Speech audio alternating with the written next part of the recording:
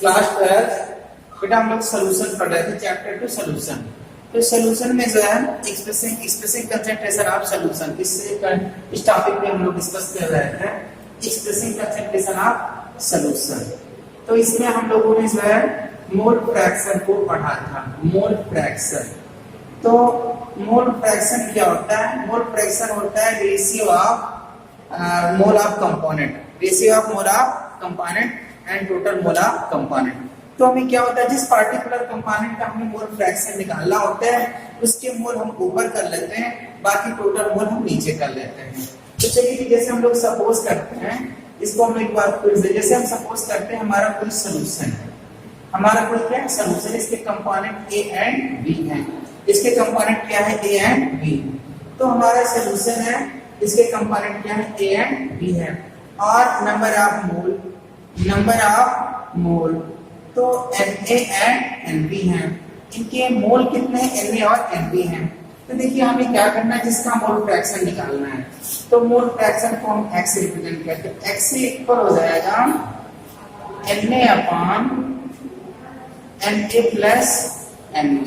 देखिए बेटा होता क्या है कि जिसका मोल फ्रैक्शन, ये क्या होता है? मोल फ्रैक्शन ये रेशियो होता है। क्या होता है? ये रेशियो होता है। It is the ratio of particular component and total number mole of solution. तो सॉल्यूशन में क्या होता है? सॉल्यूशन में जो होता है, जो भी जितने भी कंपोनेंट होते हैं सॉल्यूशन में, सॉल्यूट और सॉल्वेंट होते हैं, इन दोनों के मोल को हम लोग क्या करते हैं, जब ऐड करेंगे तो total number of mole of solution निकल के आता है। ठीक, तो मोल फ्रैक्शन इसमें हम लोग काफी ज्यादा मतलब इस पे वो किए थे, इस पे न्यूमेरिकल भी सॉल्व किए थे।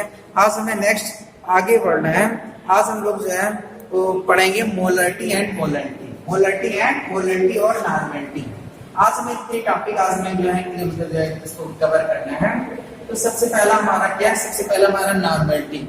चलिए नॉर्मलिटी को देखते हैं कि व्हाट इज नॉर्मलिटी। ठीक, चलिए नॉर्मलिटी पहले देख लेते हैं। नॉर्मलिटी, ठीक, नॉर्मलिटी इसको हम कैपिटल एन से रिप्रेजेंट करते हैं। नॉर्मलिटी जिसे कहता है कि 2 नॉर्मल सॉल्यूशन, 0.5 नॉर्मल सॉल्यूशन, या आपका समझ लीजिए 3 सॉल्यूशन होता है। तो नॉर्मल या नॉर्मलिटी ऐसे आप समझते क्या है? तो क्या होता है, मतलब number of gram equivalent, number of gram equivalent dissolvent per litre solution is known as normality. चलिए इसको डेफिनेशन हम लिख देते हैं। ये क्या होता है? Number of gram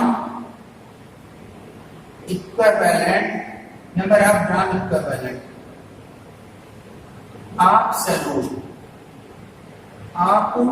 absolute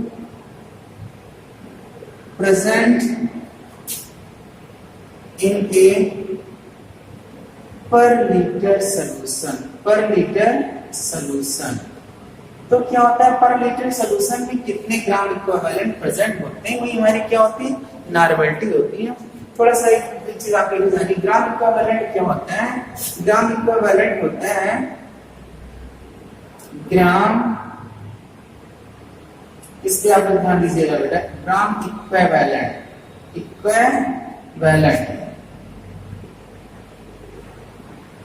equal होता है इक्विवेलेंट वेट ऑफ सॉल्यूट, होता है equivalent weight of solute. Solute का ग्राम इक्विवेलेंट किसके होता है? Equivalent weight of solute. Equivalent weight कैसे निकालते हैं? इक्विवेलेंट वेट का फार्मूला होता है इक्विवेलेंट वेट, थोड़ा इसको शॉर्ट में लिख देते हैं बेटा। इक्विवेलेंट वेट का फार्मूला होता है molar mass of solute, molar mass of solute upon valency, तो सबसे देखिए इसमें बेटा क्या है? मोलर मास ऑफ सॉल्यूट का, सॉल्यूट का मोलर मास आप कैलकुलेट कर लेते हैं। ये मुझे पूरा होगा, पूरी तरीके से मुझे विश्वास है। ठीक, तो बात आती है बैलेंसी पे आती है। तो बैलेंसी क्या होता है? बैलेंसी को हम लोग कैसे डिटरमाइन करते हैं? तो बैलेंसी, जैसे बैलेंसी क्या होती है, जैसे हमें एसिड की बैलेंसी फाइंड करना है तो उसके क्या होता है? वो कितना हाइड्रोजन को डिस्प्लेस होता है, उसको डिस्प्लेस्ड हाइड्रोजन की नंबर देखते हैं।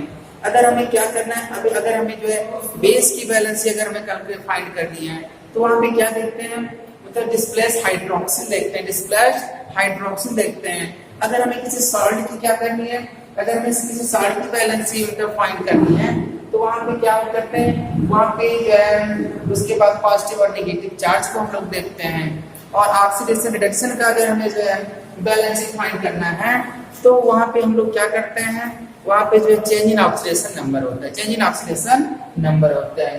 तो एक चीज मैं आपको फिर से डिटेल करना चाहता हूँ बेटा, कि बैलेंस ही इक्वल होता है। देखिए यहाँ पे जो है, देखिए इतना आप लोग समझ के आओगे बेटा, number of gram equivalent, number of gram equivalent of solute present in पर लीटर सॉल्यूशन। पर लीटर सॉल्यूशन में सोल्यूट के कितने ग्राम इक्विवेलेंट प्रेजेंट होते हैं, वही हमारी नॉर्मेलिटी होती है। तो सबसे पहले यहाँ पे आपको जो सबसे पहला इंटरेस्टिंग टॉपिक है हमारा equivalent, gram equivalent. What is gram equivalent? तो ग्राम इक्विवेलेंट जो होता है ये मतलब जो है ग्राम इक्विवेलेंट, ये इक्विवेलेंट वेट ऑफ सोल्यूट, इस सोल्यूट का इक्विवेलेंट वेट होता है। इक्विवेलेंट वेट को हम लोग कैसे कैलकुलेट करते हैं? Molar mass of solute, solute के मोलर मास को बैलेंस से जब हम डिवाइड करते हैं तो हमें इक्विवेलेंट वेट आता है, तो हमें क्या मिलता है? इक्विवेलेंट वेट मिलता है। ओके बेटा, चलिए ठीक है। नेक्स्ट, अब यहाँ पे जो है मोलर मास आप लोग कैलकुलेट कर सकते हैं, इसमें मैंने आपको प्रैक्टिस कराया है। नहीं, अगर आपको नहीं भी आता है तो इस पे मैं आगे आपको और भी प्रैक्टिस कराऊंगा। तो सबसे पहले मोलर मास, मोलर मास को मैंने बताया है, जैसे क्या होता है कि कोई क्या होता है, कोई फार्मूला होता है, कोई क्या होता है, फार्मूला होता है, या कोई मतलब जो है कोई कंपाउंड होता है, कंपाउंड का फार्मूला है, उसके वन मॉलिक्यूल में जितने भी एटम है सबके एटॉमिक मास को ऐड कर दो, सबके एटॉमिक मास को क्या कर दो? ऐड कर दो। जैसे मैंने बताया था मतलब क्या, NaCl, NaCl नमक का फार्मूला होता है। तो NaCl में एक सोडियम एटम है और दूसरा क्लोरीन एटम है, तो सोडियम और क्लोरीन के मोलर मास को ऐड मतलब जो है एटॉमिक मास को ऐड कर तो मोलर मास मिल जाता है, एटॉमिक मास को ऐड कर तो मोलर मास मिल जाता है। अब बात आती है बैलेंसी। बैलेंसी में थोड़ा सा आपको यहाँ पे करना, मतलब कि बैलेंसी इक्वल होता है बेटा, ये बैलेंसी, तो बैलेंसी इक्वल होता है जो है, देखिए बेटा जो है बैलेंसी हम लोग क्या जो है बैलेंसी पे हम लोग जाते हैं डिफाइन के, ठीक। तो बैलेंसी हम लोग कैसे फाइंड करते हैं, ठीक। तो बैलेंसी फाइंड करने के लिए मैंने आपको बताया था कि क्या करते हैं, एसिड के पास डिस्प्लेस्ड हाइड्रोजन। ओके बेटा, चलो ठीक है, इसको मैं हम लोग इस तरह से देखते हैं इक्विवेलेंट। ये तो चलो ठीक है, ये तो हमारा मेन फार्मूला हुआ, इक्विवेलेंट वेट कैलकुलेट करने का ये मेन फार्मूला हुआ, ठीक। अब यहाँ पे हम लोग देखते हैं, यहाँ पे हम लोग equivalent weight of acid, equivalent weight of acid, equivalent weight of acid. Acid का इक्विवेलेंट वेट निकालना होगा तो क्या करेंगे, molar mass of acid, molar mass of acid upon number of displaced hydrogen, number of displaced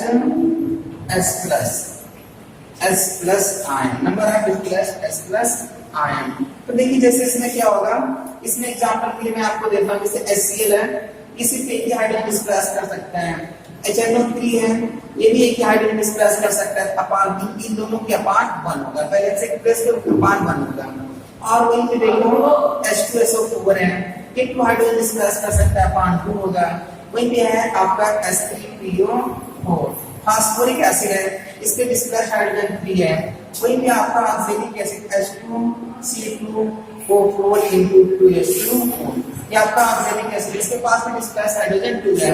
तो इसको बेटा आपको कैलकुलेट करना है, इक्विवेलेंट वेट ऑफ एसिड का ये इक्विवेलेंट वेट निकालने का फार्मूला है। इसमें हम लोग ए हुआ ये आपका भी equivalent weight of equivalent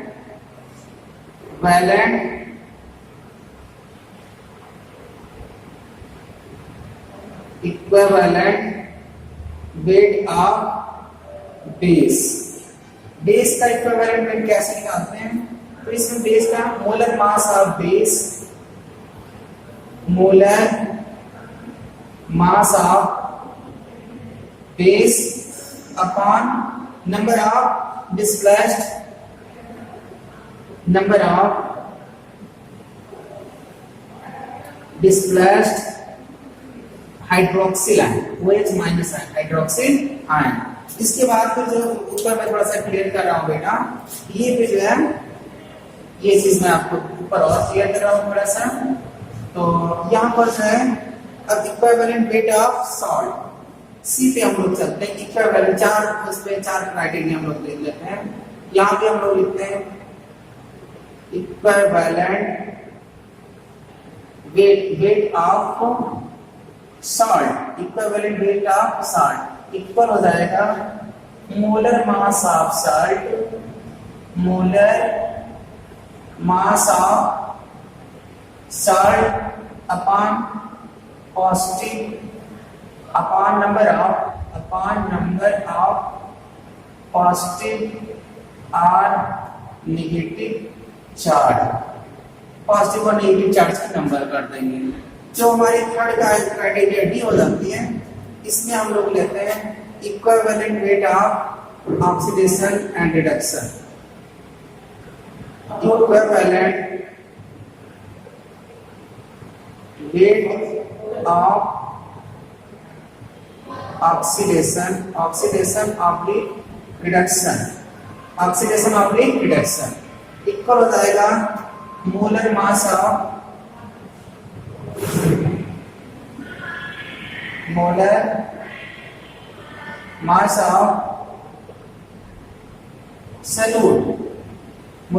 solute upon difference in oxidation number, upon difference in oxidation number।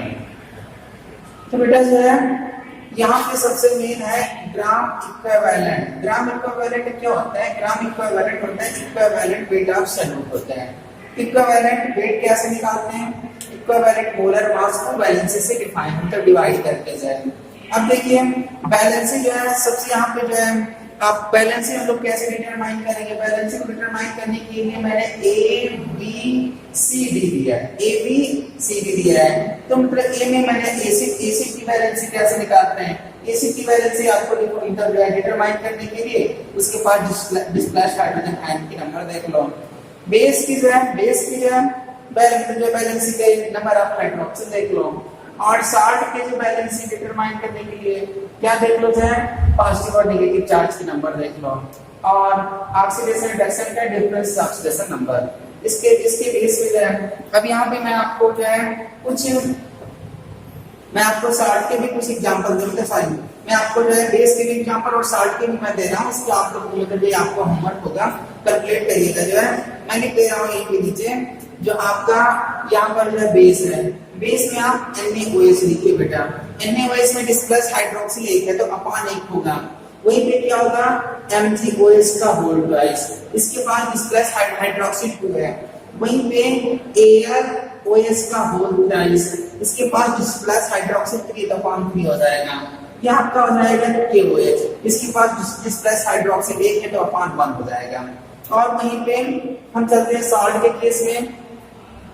Salt के केस में इधर मैं साइड पे लिख रहा हूँ आपका है Na2CO3, Na2CO3 तो CO3 के ऊपर क्या होता है? 2 माइनस होता है, इसके ऊपर 1 प्लस, तो यानी सोडियम 2 है तो यानी 2 प्लस भी हो जाएगा। और यहाँ पे हमारा कार्बोनेट कितना है? कार्बोनेट हमारे जो ये भी कार्बोनेट 1 है, इसके ऊपर 2 नेगेटिव तो अपान 2 हो जाएगा।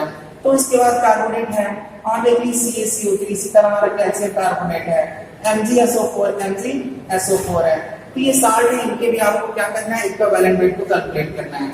ठीक, आगे आपका लास्ट है ऑक्सीडेशन रिडक्शन। ये आपको अगर कोई वो आएगा इसका एक प्रैक्टिकल कराया जाता है तो मैं आपको बाद में बताऊंगा जो है। ठीक, तो एक बार मैं फिर से जो है मैं आपको जो है नॉर्मेलिटी पढ़ाने के पहले मैं सारी चीजों को मैंने डिटेल किया है। अब मैं पार्टिकुलर इंडिविजुअल केस पे चलता हूँ। अब मैं इसको पूरा क्लियर कर रहा हूँ बेटा। देखिए जो है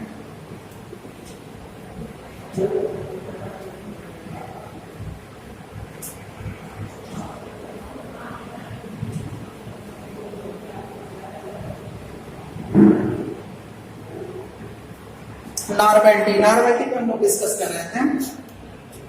नॉर्मेलिटी पे चलते हैं। नॉर्मलिटी।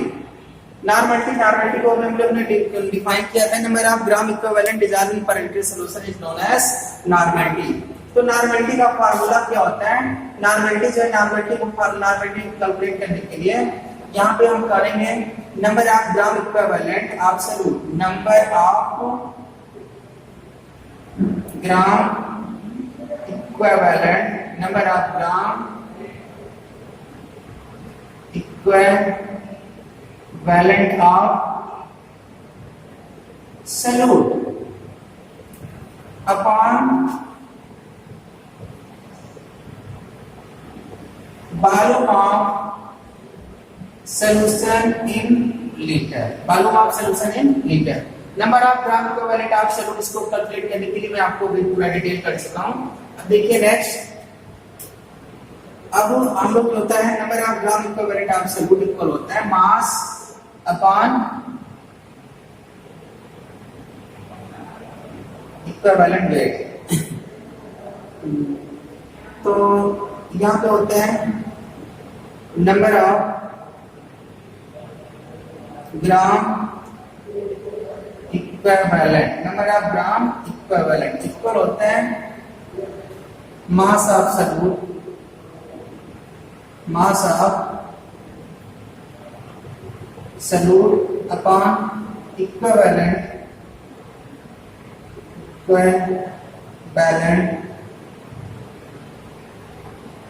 Mass of solute. तो इक्विवेलेंट की नंबर निकालने के लिए, ग्राम इक्विवेलेंट की नंबर निकालने के लिए मास ऑफ सॉल्यूट को इक्विवेलेंट मास से हम लोग क्या करेंगे, इसको हम लोग डिवाइड करेंगे। तो इस तरह से हमारा नॉर्मलिटी हो जाएगा, नॉर्मलिटी इक्वल हो जाएगा, ये चीज यहाँ पे हमारा कन्वर्ट हो जाएगा मास of solute, mass of solute upon equivalent mass of solute into volume of solution in litre, volume of solution in litre into volume of solution in litre. ठीक, जो सॉल्यूशन का वॉल्यूम क्या होगा, लीटर में होगा। अभी तक देखिए बेटा, नॉर्मलिटी को हम लोग जो है, ये हमारा जो मेन फार्मूला नॉर्मलिटी का, ये हमारा मेन फार्मूला निकल के आया। ठीक, नॉर्मलिटी इक्वल हो जाएगी mass of solute upon equivalent mass of solute into volume of solution in litre. अब देखिए नॉर्मलिटी को हम लोग रिप्रेजेंट करते हैं कैपिटल एन से। Capital N equal to mass of solute को हम लोग जो है स्मॉल w से रिप्रेजेंट करते हैं, इक्विवेलेंट मास को हम लोग जो है E से रिप्रेजेंट करते हैं, और ये क्या हो जाएगा B, क्या हो जाएगा B। और वॉल्यूम हमारा, तो वॉल्यूम मैक्सिमम जो है लीटर ml में होता है, इसको लीटर में कन्वर्ट करने के लिए B को हम 1000 से डिवाइड करेंगे। इस B को यानी B को हम 1000 से डिवाइड करेंगे, तब वो लीटर में चेंज होता है। किसी चीज को ml को लीटर में चेंज करें, 1000 से डिवाइड करें, इन्वर्ट करके ऊपर चला जाता है, ये चला जाएगा हमारा ऊपर चला जाएगा। ठीक, तो ये हमारा निकला जो है n बराबर W/1000, या इसे हम लोग इस तरह से देते हैं, यहाँ से हम W मतलब जैसे मैं नॉर्मल सॉल्यूशन बनाना तो हमें कितने इसकी जरूरत होती है, तो यहाँ पर हम हो जाएगा हमारा फार्मूला EVN अपॉन 1000 हो जाएगा, EVN अपॉन 1000 हो जाएगा। ये चीज आप लोग बेटा इसको याद रखिएगा। मेन फार्मूला हमारा क्या, W इक्वल EVN अपॉन 1000 से निकल के आया। फिर देखिए नॉर्मलिटी को हम लोग किससे रिप्रेजेंट करते हैं, नॉर्मलिटी को N से रिप्रेजेंट किया जाता है, मास ऑफ सॉल्यूट को W से, और इक्विवेलेंट मास को E से, वॉल्यूम ऑफ सॉल्यूट जो होता है वॉल्यूम को B से रिप्रेजेंट करते हैं, लेकिन ये मैक्सिमम जो है ml में होता है, लीटर में कन्वर्ट करने के लिए 1000 से डिवाइड किया, 1000 को इन्वर्स करके ऊपर चला गया। ठीक, अब इस पे हम लोग जो है एक छोटा सा न्यूमेरिकल सॉल्व करते हैं। अभी मैं इसे क्लियर कर रहा हूं बेटा। Normality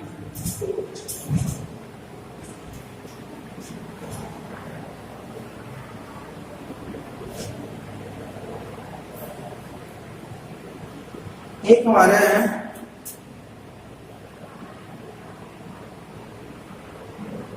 calculate the normality of given solution. Calculate the normality of given solution if 0.4 gram NaOS dissolved in 500 ml H2O, 500 ml water. तो देखिए बेटा, सबसे पहले ये हमारा क्वेश्चन है। क्या है क्वेश्चन है, क्या करना है? कैलकुलेट